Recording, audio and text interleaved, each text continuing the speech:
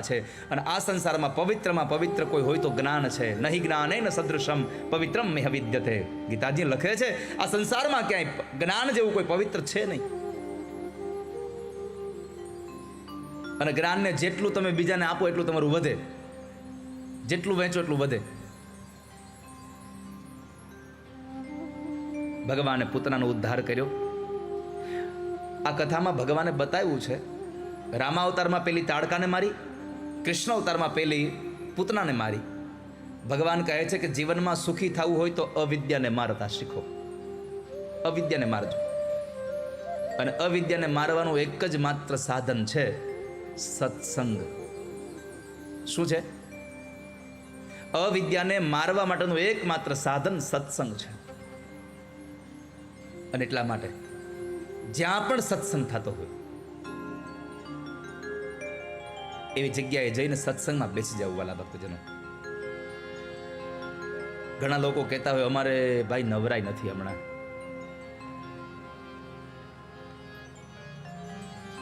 સત્સંગ કરવા માટે કોઈ ઉંમરની જરૂર નથી, કોઈ પદ પ્રતિષ્ઠાની જરૂર નથી, કોઈ જ્ઞાતિ જાતિની જરૂર નથી. આ તો સરોવર છે વાલા ભક્તજનો, આ નદી છે, આ તળાવ છે. વાલા ભક્તજનો, આ પરબ છે. પરબમાં પાણી પીવા માટેનું લખ્યું હોય, આ પીવાનું પાણી, પણ લખ્યું ન હોય એમાં કે અહીંયા બ્રાહ્મણોએ જ પાણી પીવું, અહીંયા ક્ષત્રિયોએ જ પાણી પીવું. પરબ હોય ને 18 વર્ણ પાણી પીવે, એમ આ ભાગવતની કથા એ પરબ છે. અને આ પરબમાં સૌ લોકો પાણી પીવા આવ્યા હોય છે. તમે બધાય માનસરોવરના હંસલાઓ છો. અહીંયા બ્રાહ્મણ પણ બેસે, અહીંયા ક્ષત્રિય પણ બેસે, અહીંયા વૈશ્ય પણ બેસે, અને અહીંયા ક્ષુદ્ર પણ બેસે. બધા બેસે છે. આમાં કઈ ભણેલા ગણેલા ન આવે એવું ન હોય, બધાને જવાનું હોય કથામાં. એકવાર એક ગામડાના બેન પરણીને શહેરમાં ગયા.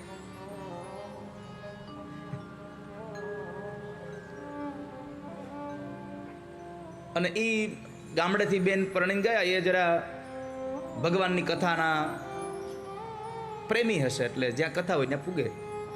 એમાં બરાબર કથા એક હતી, તો એ બેન રોજ કથામાં જાય. એમાં પાડોશમાંથી કોઈ આવે ને, એમાં બરાબર એ જ્યારે ચાલતા થયા ને, તો એક પાડોશમાં એક બેન હતા, એ એના આંગણામાં કામ કરતા હતા. એટલે ગામડાની અભણ બેને, એ ભણેલી ગણેલી, ખૂબ ભણેલી, ઇંગ્લિશમાં જ ભણેલી, એ બેનને કીધું, બેન હાલો કથામાં. તો બેન ભણેલા એટલે એણે એની ભાષામાં જવાબ આપ્યો કે ના, હું બીજી છું.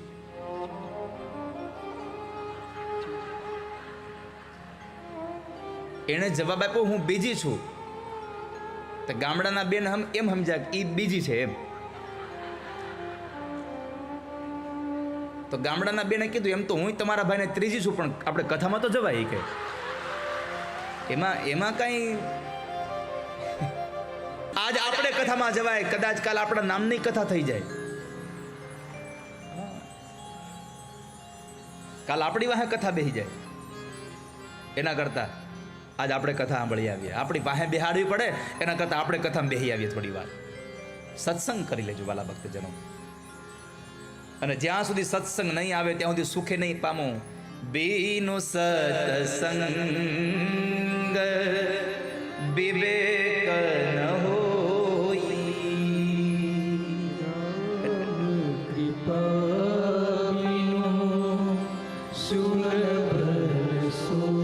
જ્યાં સુધી સત્સંગ નહીં આવે ત્યાં સુધી વિવેક જીવનમાં નહીં આવે. અને જેના જીવનમાં વિવેક ન આવે ને કોઈ દી શાંતિ ન મળે. આ વિવેક એટલે કોઈ છોકરાનું નામ નથી હો. હા, નકર વળી પાછા એને જીવનમાં લઈ આવશે. હાલો આ વિવેક જીવનમાં આવી ગયો. આ ઈ વિવેકની વાત નથી, એ તો અમુકનું ડૂબાડશે.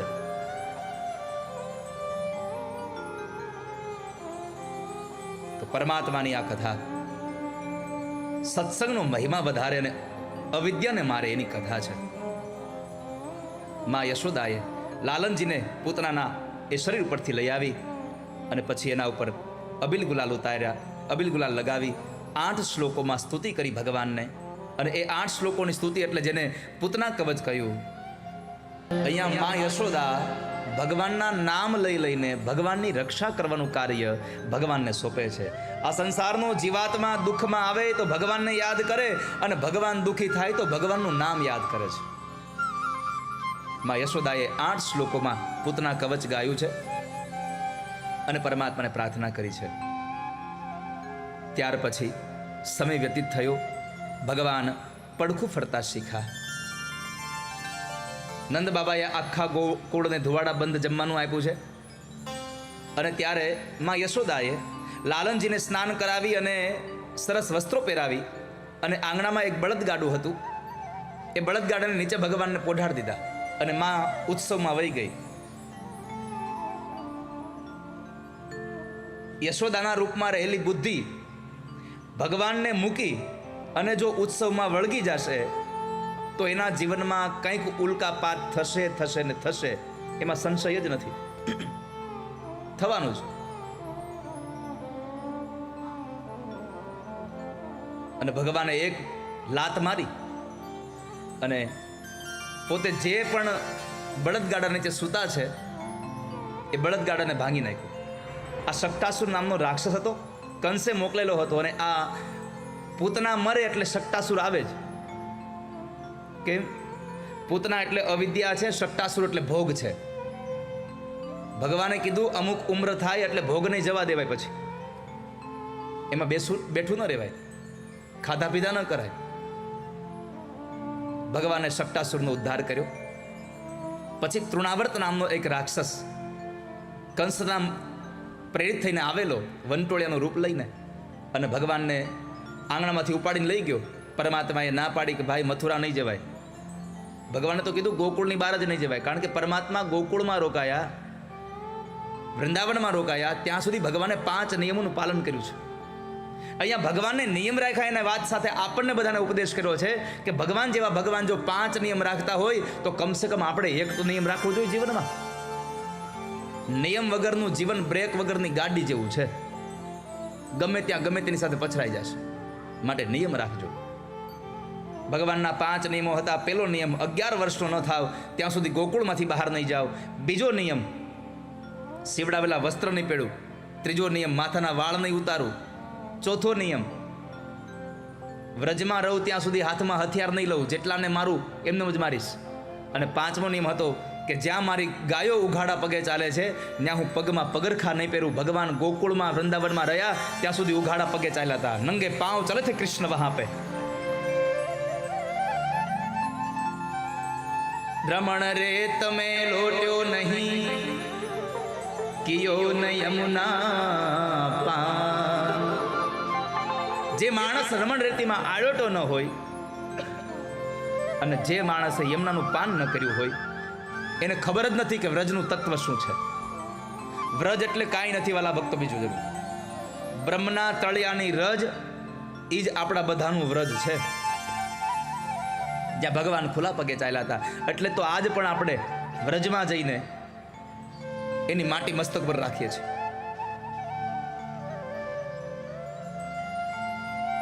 વ્રજની રજને માથા પર રાખવામાં જરાક શોભ ન થાય, આપણને તરત રાખી દઈએ.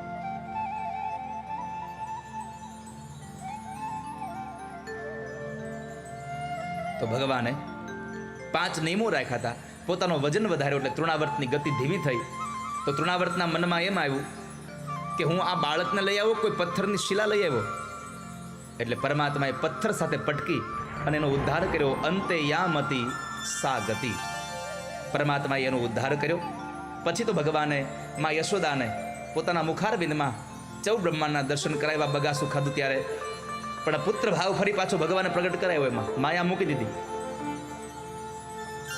વસુદેવજી મહારાજને મળેલા ગર્ગાચાર્ય ઋષિ એને પ્રાર્થના કરી એટલે ગર્ગાચાર્ય મહારાજ નામકરણ સંસ્કાર કરવા માટે વ્રજમાં આવ્યા છે. નંદ બાબાના ઘરે આવ્યા. જેણે પોતાનો દીકરો પડખું ફરતા શીખો ત્યારે આખું ગોકુળ ધુવાણા બંધ જમવાનું આપ્યું. એણે દીકરાના નામકરણ સંસ્કાર વખતે કોઈને ન કીધું, એકાંતમાં નામ પાડી લીધા. બહુની સંતિ નામાની રૂપાણી ચ સુતસ્ય તે ગુણકર્માનુરૂપાણી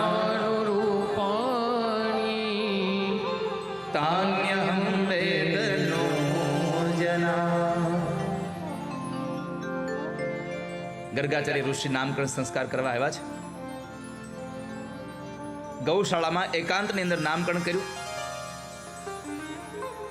વસુદેવના પત્ની જે રોહિણી જે હતા એના દીકરાનું નામ પાડ્યું છે બલરામ, અને યશોદાના દીકરાનું નામકરણ કરવાનો વારો આવ્યો તો અહીંયા ગર્ગાચાર્ય ઋષિ કીધું તમારા દીકરાનું હું શું નામ પાડું? એના કેટલા નામ છે?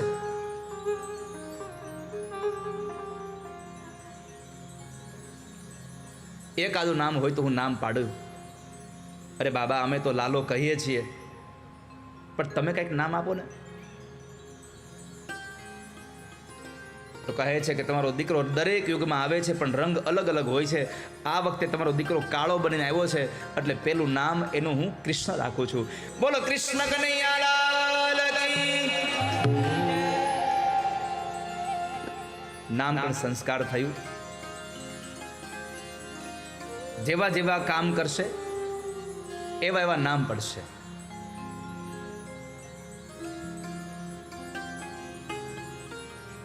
જેવી લીલાઓ કરશે એવા નામ પડશે.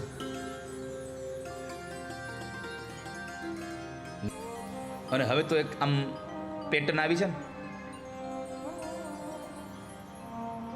ઓલા ચિત્ર વિચિત્ર ટેટા પડાવવાની. તો તમને ગમે એવા તમે જે ભરે ટેટું પડાવજો, પણ એ ટેટું પડાવતા સમયે એકાદું નામ ભગવાનનું લખાવતા આવજો. અરે ખોવાઈ જાઓ ને તો એમ કેવા થાય કે અમારા દીકરાના અહીંયા હાથ ઉપર લખ્યું હતું રાધે રાધે.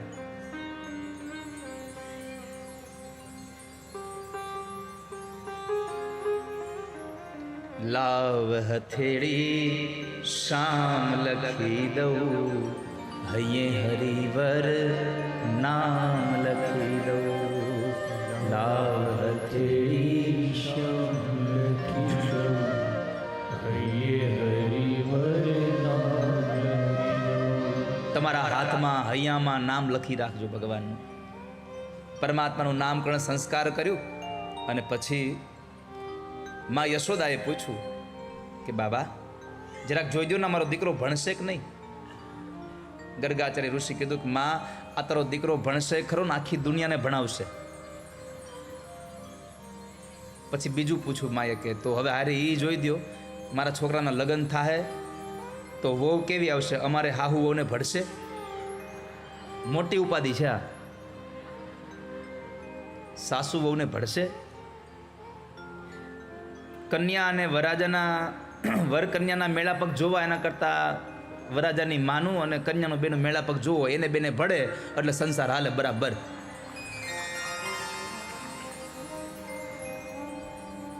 કારણ કે સાસુને સાસુ પણ દેખાડે નહીં ત્યાંથી મજા ન આવે.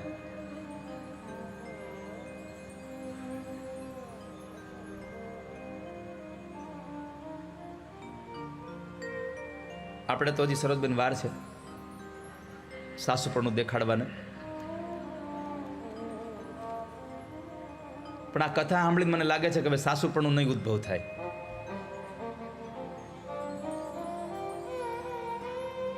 એ તો ઘણી સાસુ એની છોકરાની વહુને ખીજાય નહીં ત્યાં સુધી એને ગોટો બેહે નહીં.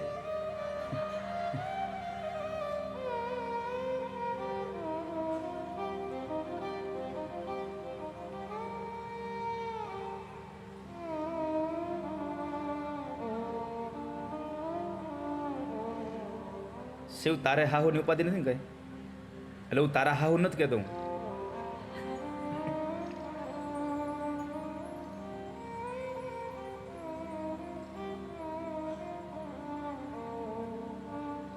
હું તો તારા ઘરનાના હાહુનું કહું છું.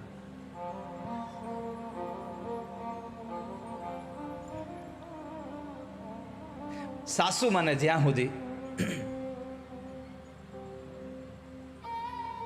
સાસુપણું ન ભોગવે ત્યાં સુધી મજા ન આવે. એક વાત તમને કહું, જુઓ, એકવાર છે ને એક શહેરમાંથી ભણી ગયેલી દીકરી ગામડે હાહરે આવી. આ દગાવડિયાની વાત નથી. ચોખટ કરવી હારી ને તમને થાય કે અમારા ગામનું છે. અહીંયા તો સાસુ બધા બરાબર છે.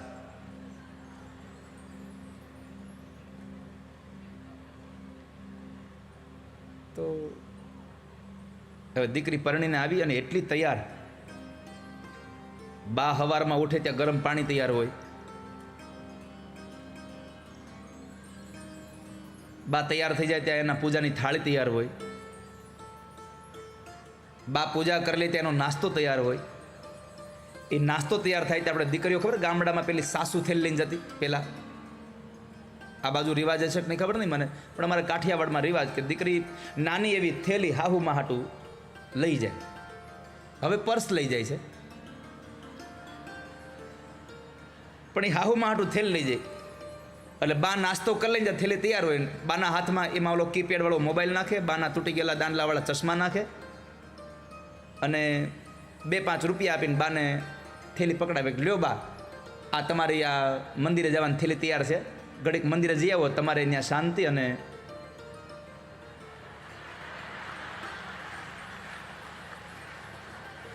શું સમજદાર શ્રોતાઓ છે પ્રકાશભાઈ બધા અહીંયા. મેં ખાલી કીધું કે તમે મંદિરે જાઓ તો તમારે શાંતિ, તો એ એમ સમજ્યા કે અમારે અહીંયા શાંતિ. આવું જ સમજતા ને તમે? સાચું બોલજો. હા,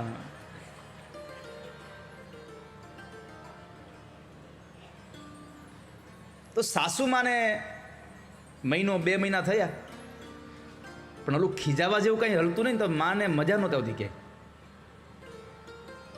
તે હાહુમાં ક્યાંક આમ આમ સમય ગોતતા હતા, ક્યાંક છોકરી ક્યાંક જો વાંકમાં આવે ને તો ખીજાઈ લઉં, પણ છોકરી ક્યાંય એવા વાંકમાં આવતી નહીં, કારણ કે તૈયાર એટલી હતી, કામ કરે, બાને બધું આરામ કરાવે. એમાં બાએ 2 મહિના પછી એક નવું કામ હોપ્યું. બેટા હવે 2 મહિના થઈ ગયા એટલે કામ કરો, સવારમાં વહેલા ઉઠી અને ગોરસ ફેરવી નાખજો, દહીં વલોવી નાખજો. ભલે બા. હવે દીકરીએ રોજ ખાલી બ્લેન્ડરમાં જ છાશ કરી હતી. આ નવું કામ હતું એના માટે. આટલું બધું માખણ જોયું નહોતું કોઈ દિવસ એક હારે. એટલે એણે વલણું તો કર્યું, ચાલુ ને બધું કર્યું, માખણ હતું. તો હવે માખણનું શું કરવાનું? એટલે એણે એના બાને પૂછ્યું કે હે બા, આ માખણનું શું કરું? અને બાને મળી ગયું, કારણ કે દીકરાનું નામ હતું માખણલાલ અને બા જૂની રૂઢીના હતા.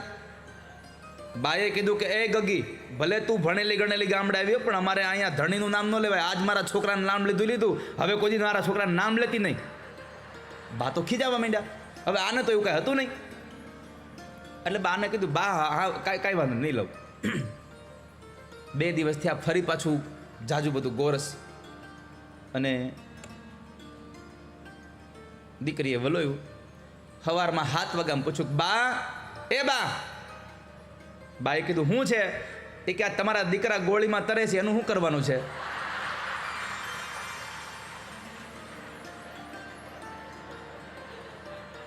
સાસુમાં થેલી લઈને સીધા મંદિરે જ વહી ગયા.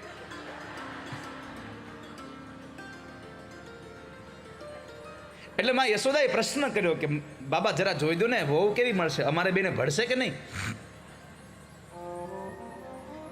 ગર્ગાચાર્ય ઋષિએ કહ્યું કે માં, તમારા દીકરાને એક લગ્ન નથી, તો ચાલવા લાગી. ભગવાન મોટા થયા, ચાલતા શીખે છે.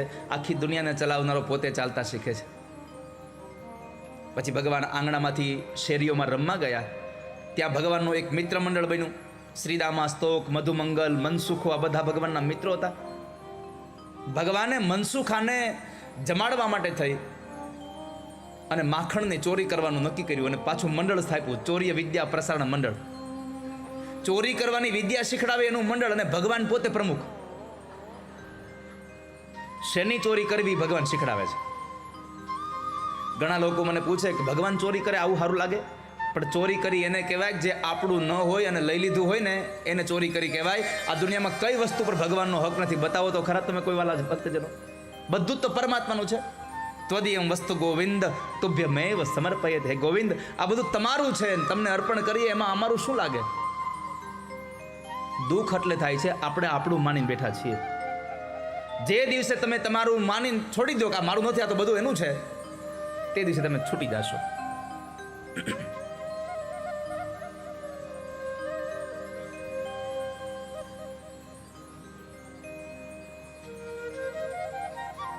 ભગવાને એટલી બધી ગોપીઓના ઘરમાં ચોરી કરી, માટલા ફોડ્યા, માખણ ખાધા. પણ ભગવાનનો એક સ્વભાવ બહુ મોટો હતો. પરમાત્માએ એકલાય માખણ ન ખાધા. પરમાત્માએ બધાને માખણ ખવડાવ્યું. કૂતરા, બિલાડા, વાંદરા, કાગડા, આ બધાને માખણ આપ્યું ભગવાને.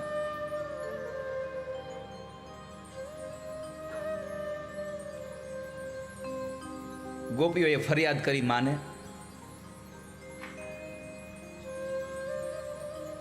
કે યશોદા, તારો છોકરો અમારા ઘરમાં માખણ ચોરે છે, માટલા ફોડે છે, છોકરાઓને રડાવે છે, વાછડાઓને છોડી મૂકે છે. યશોદાજીએ કનૈયાને કીધું, લાલા તું આવું બધું કરે છે? માં, જો માખણ ખાવાની વાત રહી તો એના છોકરાઓ માખણ લઈ આવે, એમાં અમે શું કામ ના પાડીએ? બીજી વાત, કૂતરા બિલાડાને વાત રહી તો તે જ કીધું તું બધાને ખવડાવીને પછી ખાવું, એટલે અમે એને ખવડાવ્યું. ત્રીજી વાત, એના છોકરાને ઉઠાડવાની વાત, તો માં તે જ કીધું તું કે છોકરાઓને બહુ સુવા ન દેવાય, નકર સંસ્કાર સારા ન પડે. તો મને એને ચિંતા થઈ કે આને સંસ્કાર નહીં આવે તો, એટલે મેં એને ઉઠાડી દીધો. અને ચોથી વાત, માં ઓલું વાછરડું હું ત્યાંથી નીકળ્યો ને તો માં કરતું હતું, એટલે મને એમ કે એને એની માં પાસે જવું છે, મેં છોડી મૂક્યું. ચારેય વાતના જવાબ એવા આપ્યા ને કે માએ કીધું, વારી જાવ લલ્લા, તુજ પર વારી જાવ. માએ ઓવાળ ન લીધા. ગોપીઓને કીધું, ગોપીઓ, આજ મારા છોકરાની ફરિયાદ કરવા આવ્યું છો, પણ હવે જ્યારે તમે રંગે હાથ પકડો ને ત્યારે આવજો, એના પહેલા ન આવશો. ગોપીઓ ગઈ. આ બધી જ કથામાં વાલા ભક્તજનો એક જગ્યાએ તમને ક્લિક થવું જોઈતું હતું કે પરમાત્માએ એકલાય ન ખાધું, એણે કૂતરા બિલાડાઓને આપ્યું. પોતાના મિત્રોને તો આપ્યું જ, કૂતરા બિલાડાઓને આપ્યું. આ સંસારમાં કીડીને કણ અને હાથીને મણ કેવલ ઠાકોરજી જ આપે છે. લોકો કહેતા હોય છે કમાવા ન જે ખાવું હું. હજી હાથીને કોઈના ઘરે નોકરી કરતા જોયો નથી, અને માણા 1 મહિને જેટલું જમે એટલું એક ટાણામાં જમી જાય ઓલો. તો ભગવાને ભૂખો ન રાખ્યો કોઈ દિવસ. શિવાજી મહારાજ, એના ગુરુ રામદાસજી મહારાજ એને મળ્યા, એટલે બધી વાતોચીતો ચાલતી હતી. એમાં એમણે પૂછ્યું કે રાજ્ય બધું બરાબર ચાલે છે શિવા? હા બાપજી, આપના આશીર્વાદથી બધું બધાને જમવાનું પહોંચાડી દઉં છું, બધાને પાણી આપી દઉં, બધું આપી દઉં છું, બધાને આપી દઉં છું. એમ? બધાને તું? હા બાપજી, તમારા આશીર્વાદથી બધું હું કરી રહ્યો છું. એમ? ઓકે. બાજુમાં એક પથ્થર પડ્યો હતો.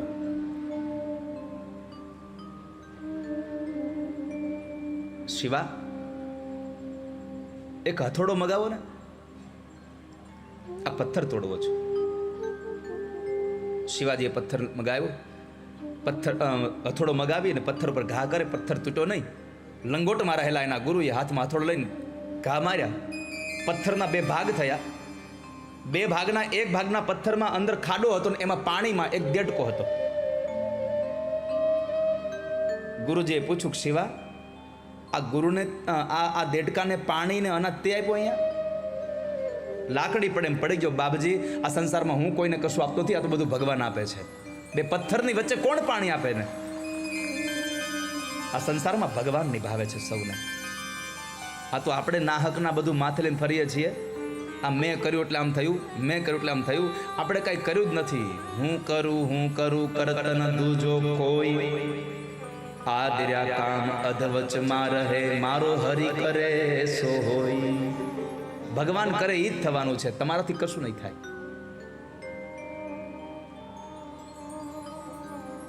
ગોપીઓના ઘરમાં ભગવાને ચોરી કરી. એક ગોપી ભગવાન અહીંયા ગોપીને કહે છે, બેન, મારા ઘરમાંથી તો ચોરી કરી ગયો, મને તો સમજાતું જ નથી હજી.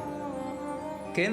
અરે તો એમાં એવું થયું કે હું તો ઉપર અહીં માખણ લટકાવ્યું, માથે પાણીની થાળી મૂકી, નીચે હું સૂતી હતી તોય લઈ ગયો માખણ. હવે આપણને એવું થાય ને કે આ નીચે સૂતી હોય ને ઉપરથી પાણી નહીં પડ્યું હોય. પણ ભગવાને શું કર્યું ખબર છે? 2 ગોવાળિયાઓને યમુના કિનારે મોકલ્યા. દાંડલી હોતા કમળ લઈ આવ્યા. કમળનું ફૂલ તોડીને ભગવાન નાખે. એકાદો ગોવાળીઓને ઝીલી લઈ પ્રસાદમાં, અને ઓલી દાંડલીઓનો હાંધો કર્યો. હાંધો કરી અને એક છેડો થાળીમાં, એક છેડો નીચે પાછી ફૂંક ખેંચીને બધું પાણી ઠલવી નાખ્યું. ગોપી ઉઠી નહીં. કારણ એનું એ હતું, ગોપીની નિંદર ન ઉડી ને એનું મૂળ કારણ એ હતું કે ગોપીએ બપોરે પૂરણપોળી બનાવી હતી અને બહુ સારી બનીને તે બેના બદલે 4 ખાઈ ગઈ. અને 4 પૂરણપોળી ખાધા પછી એને જે પૂરણપોળી ચડી છે બપોરે, બાજુમાં ઢોલ વગાડો તો એનો ઉઠે એવી. મને તો ખબર જ ન રહી બેન. એક બીજી ગોપીઓ એકબીજાને બધાની વાતો કરે. એમાં પ્રભાવતી હતી. એ જરા આકરા સ્વભાવની.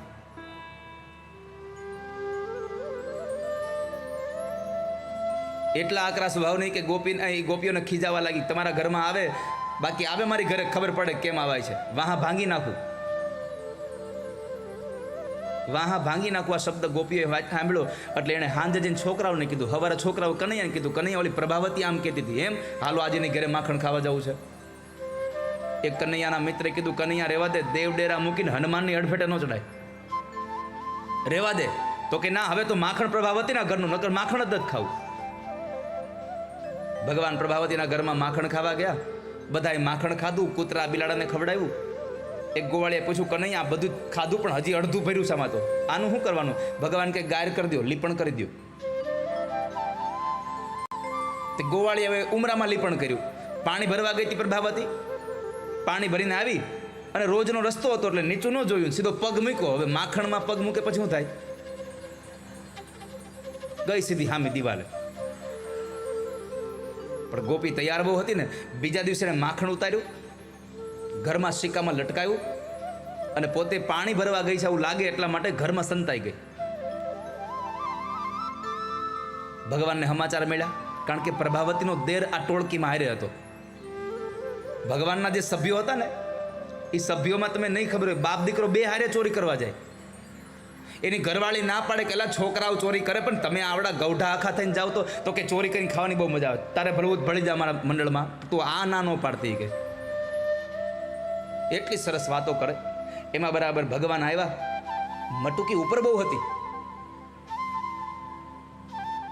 એકબીજાને કંધોલે ચડીને, મટુકીમાં મોરલી મારે મારો શામ, શામ આવીને મટુકી ફોડે, આવું ગીત છે આપણું. તો ભગવાન ઉપર ચડ્યા, નીચે ગોવાળિયાઓ એકબીજાના ખંભે ચડી ગયા. સૌથી ઉપર ભગવાન. ડાબા હાથે આમ સિક્કું પકડ્યું, જમણા હાથે આમ મટુકી કાઢી બારી. હજી મટુકી બહાર આવે એને પહેલા પ્રભાવતી ખૂણામાંથી બોલી, ઊભા રહેજો બધાય. અને પ્રભાવતીનો અવાજ સાંભળ્યા પછી ત્યાં ઊભો રહે બીજો હોય. બધા ભાગી ગયા, પણ ભગવાનથી ઓલું સિક્કું ન મૂકાણું. પ્રભાવતી પછી એટલું બોલી છે, કાળિયા તારી માં કેટલા દાડાની કોઈની વાત નહોતી માનતી, પણ હમણાં બોલાવીને લાવું, હાલ જશોદા જોઈ લે તારો કાળિયો મારા ઘરમાં રંગે હાથ પકડાઈ ગયો છે. ભગવાનને બહુ કાળિયો કાળિયો કહેતી હતી. ભગવાનનો મિજાજ જતો હતો કાળિયો કહેતી હતી એટલે. પણ અત્યારે કંઈ બોલાયું હતું ને, કારણ કે નકુચામાં આંગળી આવી ગઈ હતી. અત્યારે કંઈ બોલાયું હતું જ નહીં. પણ ભગવાને કીધું કે ગોપી તારે મને માર ખવડાવો છે ને? અરે હા કાળિયા, તને માર જ ખવડાવો છે. તું યશોદાને અહીંયા બોલાવે એના કરતા એક કામ કરીને મને જ જશોદા પાસે લઈ જાને. આ તૈયાર બહુ ને એને નક્કી કર્યું, જો નીચે ઉતારે ને તો કંઈક રસ્તો મળી જાય, બાકી અહીંથી આ મૂકવામાં તો હાડકા જ ભાંગી જવાના છે. એટલે ગોપીને થયું કે વાતે સાચી છે. એને નીચે ઉતાર્યો અને હાથ પકડીને લઈને જાય છે. પહેલાના સમયમાં ગામડામાં બજારમાં બેનો નીકળતા પણ લાજ કાઢીને નીકળતા, ઘૂમટો તાણીને. તો એને એક હાથે કનૈયાનો હાથ પકડ્યો, બીજા હાથે ઘૂમટો તાણ્યો અને ચાલી જાય છે. હજી ઘરના ખૂણાની બહાર ગઈ ને, ત્યાં આખા ગામના છોકરાનું ટોળું ભેગું થઈ ગયું. હારે બધા ભેગા થઈ ગયા. એમાં કનૈયાએ કીધું કે ગોપી હાથ મૂકી દે ને. ના હો, તું ભાગી જા. અરે ભાઈ નહીં ભાગવું હવે હું. ના ના ના, તું વયો જા ને, તારો ભરોસો જ નથી કર્યા જેવો. ભગવાન કે કામ કર, તને ભરોસો ન હોય તો હાલે મારો બીજો હાથ પકડ, પણ તું આ હાથ મૂકી દે. ગોપીએ હાથ મૂક્યો, બીજો હાથ પકડ્યો. પણ આને ખબર નહોતી ને, આ ગુરુ છે આપણો. એને શું કર્યું ખબર છે? પોતાનો હાથ મુકાયો, પણ બીજો હાથ આપ્યો નહીં, એનો પોતાનો ન આપ્યો. બાજુમાં પ્રભાવતીનો દેર હાયલો જતો તો એનો હાથ પકડાઈ દીધો. હવે આને તો કઈ ખબર નહીં, કારણ કે જાડી હાડી હતી. ઢસડતી ઢસડતી લઈ જાય.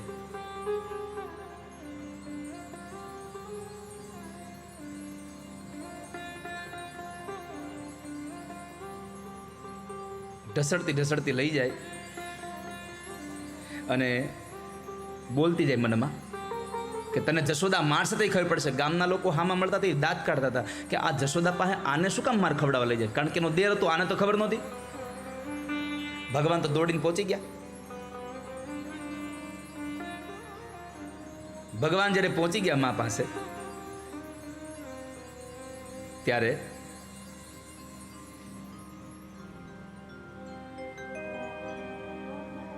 માના ખોળામાં બેસી અને માના ગાલ ઉપર આમ તાપલી મારી કીધું, માં હું તારો દીકરો કે નહીં?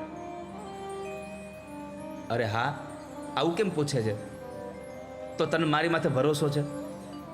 હોય જ ને દીકરા. તો માં હું કોઈના ઘરમાં કોઈ તોફાન કરવા ન જાતો, પણ આ ગોપીઓ મારી પાછળ બહુ પડી ગઈ છે. તું ભારે ઉતર રહ્યો.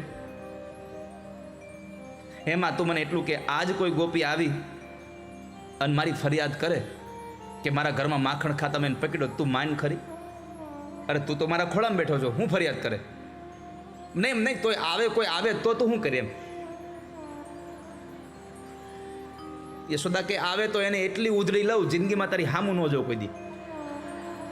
ભગવાન કે તો મારી માં બરાબર છો તું. એટલું સરસ મજાનું પ્લેટફોર્મ તૈયાર કરી દીધું. ત્યાં તો ગોપી આવી ફળિયામાં. યશોદા, અરે ઓ યશોદા, બાર આવ, તારા છોકરાને રંગે હાથ પકડીને લાવી છો ત્યારે માં. ત્યાં તો ભગવાન કે જો માં તને કહી રહ્યો ને ત્યાં તો આવી હોતે. આ તો માં કે હાલને મારી સાથે. ભગવાનને લઈને યશોદાજી આંગણામાં આવ્યા છે, ઓસરીના કોરે ઊભા છે. ભગવાન માના સાડીનો છેડો મોઢામાં નાખીને ઊભા છે અને માં ઊભા છે. માએ કીધું, એ ગોપી અવાજ ધીરો કરી દે અને પહેલાં તો આ તારી લાજ ઉગાડ નાખ, ઘૂમટો ઉગાડ નાખ. નંદ બાબા ઘરમાં નથી. એક હાથે કનૈયાનો હાથ પકડ્યો, બીજા હાથે આમ ઘૂમટો ઊંચો કર્યો, તે યશોદાની બાજુમાં કનૈયો. તો ગોપીની તો આંખો જ ફાટી ગઈ કે આ ન્યા છે અને એ ન્યા છે, અહીંયા કોણ? અહીંયા જોતાનો દેર. શરમને લઈને બિચારી નીચે જોઈ ગઈ, કઈ બોલી શકી નહીં. માએ ખૂબ ધમકાવી, પણ ઘરે જવા માટે નીકળી ત્યારે એના દેરના કાનમાં કહેતી ગઈ, તું ઘરે આવ્યા, બધા ધંધા તારા જ છે, તું ઘરે. ગોપી ગઈ, ગોવાળિયાઓ ગયા, ભગવાનને મા પાસેથી રજા લઈને રમવા ગયા. ચોકમાં ગોપીની સામે આવીને ભગવાને સીધો અંગૂઠો બતાવ્યો, લે માર ખવડાવી લીધો.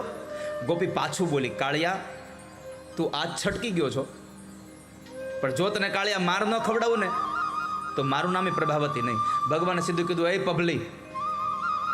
પ્રભાવતીને પભલી કહીને બોલાવી, એ પભલી આજ મારો હાથ જાયલો તો ભલે જાયલો, હવે આવી ભૂલ ન કરતી કોઈ દી. પ્રભાવતી કહી, અને તારો હાથ જાયલો તું કરી હું લેવાનો હતો?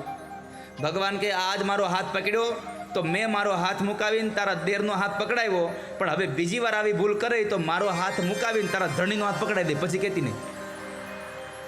હવે તમે ખાલી આમ આમ આમ કલ્પના કરો તો એના ઘરવાળાને ઢવડીને લઈ જતી હોય યશોદા પાસે, ઓલો મૂછુંવાળો પગ પછાડતો હોય, ના ના હવે તોફાન નહીં કરું, કેવું લાગે આમ? પણ આ બધી જ ભગવાનની લીલાઓ છે. આવી કથાઓ સાંભળીએ તો આપણને પરમાત્માની સાથે આપણને આમ જીવ મળી જાય. ભગવાન કેવા લાગતા હશે? ઓલી ગોપીના ઘરમાં માખણ ખાવા ગયા અને ગોપીને કીધું, ગોપી માખણ દે ને. ગોપી કહે છે, તું નૃત્ય કર તો માખણ દઉં, તું નૃત્ય કર તો માખણ દઉં. અને એ એક આટલા કમથા માખણ હાથું આખા દુનિયાનો માલિક નાચતો હશે ગોપીના આંગણામાં. તે ભગવાન લાગતા કેવા હશે? માથે અહીંયા ઓલી ચોટલી લીધી હશે, માં અહીંયા આંજણ કરી દીધું હશે કે આજ મારે કનૈયા માટે માખણ ઉતારવું છે. એકદા ગ્રહદાસીષુ યશોદાનંદ ગેહિની કર્માંતર નિયુક્તાસુ નિર્મમંથ સ્વયં દધી. પોતાની હાથે દધી મંથન કરતા હતા. અને જ્યારે માં પોતે દધી મંથન કરતા હતા, આ કથામાં એક સૌથી મોટો ઉપદેશ છે. માં ભગવાનના ગીત ગાતા ગાતા દધી મંથન કરતા હતા. યાની યાની ગીતાની તદબાલ ચરિતાની ચ દધી નિર્મંથને કાલે સ્મરંતિ તાન્યગાયત. આપણને ઉપદેશ કર્યો છે ઘરનું કામ કરતા કરતા પણ ભગવાનના ગીત ગાવા. જેમ બાથરૂમમાં નાતા નાતા સિંગર થઈ જાઓ છો ને, એવી જ રીતે આ ઘણા ઘણા લોકો નાતા નાતા ગાતા હોય, પછી ગાવામાં એટલો તલ્લીન થઈ જાય, ખબર જ ન પડે હું ક્યારનો નાઉં છું. અહીંયા માએ કહ્યું કે તમારા કોઈ પણ કાર્યમાં પ્રભુને યાદ કરતા રહેજો, ભગવાનને યાદ કરજો.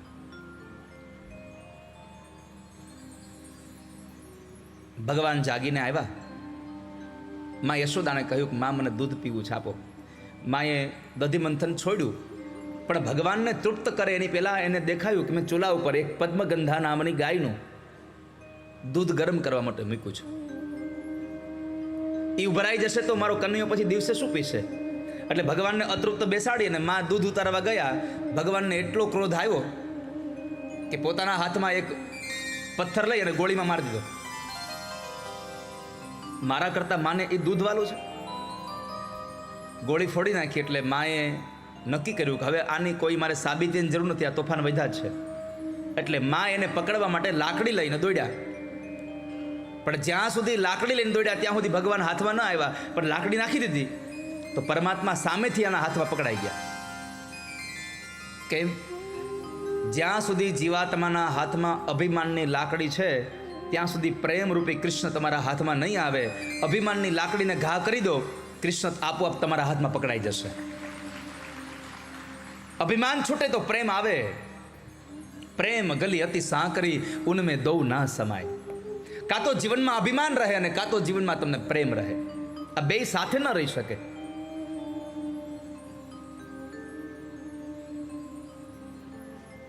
ભગવાન માના હાથમાં પકડાયા. માં દામણાથી એને બાંધવાના પ્રયત્ન કરે પણ બંધાતા નથી. પણ છેલ્લે ભગવાને માની ઈચ્છા સંપન્ન કરવા ઉદરના ભાગે દામણાથી બંધાયા. એટલે દામણાથી બંધાયા એટલે પરમાત્માનું નામ થયું દામોદર. ઘરમાં ઘર, એમાં ઘર, એમાં રહે છે દામોદર. સમજાય છે વાત? હવે આ ઘરમાં ઘર, એમાં દામોદર કેમ સમજવું? આખું વિશ્વ એક ઘર છે, એમાં આ માણસનું શરીર એ બીજું ઘર. ઘરમાં ઘર, એમાં પાછું હૃદય ત્રીજું ઘર. ઘરમાં ઘર, એમાં ઘર, અને આ હૃદયમાં જે રહે છે ને એ આપણો સૌનો દામોદર છે. વાલા ભક્તજન, એ દામોદર ભગવાનનું નામ પડ્યું છે. ભગવાન રોતા હતા, માં હવે તોફાન નહીં કરું. ના ના, તું પડ્યો જ રે, આખો દિવસ અહીં ભૂખો તરશો, ખબર પડે તને. એટલે એ સમયે માં ભગવાનને બાંધી અને જતા રહ્યા.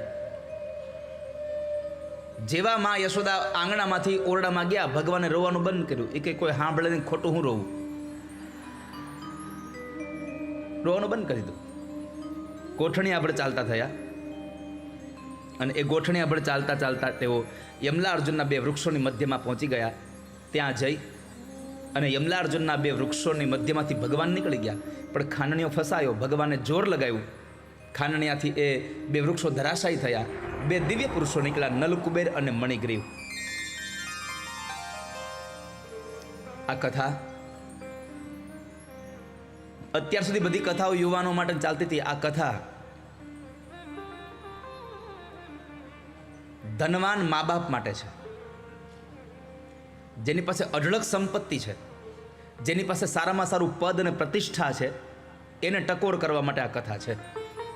આ બે યમલાર્જુનના વૃક્ષો હતા, નલકુબેર અને મણિગ્રીવ. કુબેરના દીકરા એટલે કે પૈસાવાળાના સંતાન હતા અને રુદ્રના અનુચરો એટલે સારી જગ્યાએ નોકરી કરતા હતા. દેવર્ષિ નારદના શાપને લઈને વૃક્ષ બન્યા હતા. કારણ સૌથી પહેલા એ નારદનો દોષ થયો, એમાં પેલું કારણ હતું ધનદાત્મજો, સંપત્તિનો નશો ચડ્યો હતો. બીજું, રુદ્રસ્ય અનુચરો એટલે કે પોતાની પ્રતિષ્ઠા અને પોતાના પદનો એને નશો ચડ્યો હતો. ત્રીજું, વારુણિમ મદિરામ પિત્તવા, નશો કર્યો હતો, મદિરા પીધું હતું. અને ચોથું, વ્યભિચાર હતો, સ્ત્રીઓનો સંગ હતો. આ ચારને લઈ અને એણે નારદનું અપમાન કર્યું અને નારદે શ્રાપ આપ્યો કે જળની જેમ ઊભા છો, જાડવા થશો, જાઓ. આ કથા વડીલ મા બાપને એટલો જ સંદેશ આપે છે કે તમારી પાસે પદ હોય, તમારી પાસે પ્રતિષ્ઠા હોય અને તમારી પાસે અઢળક પૈસો હોય તો એની ખાસ કાળજી રાખજો કે તમારા પદ, પ્રતિષ્ઠા અને પૈસાનો નશો તમારા દીકરાઓને ચડે નહીં. એની કાળજી રાખજો.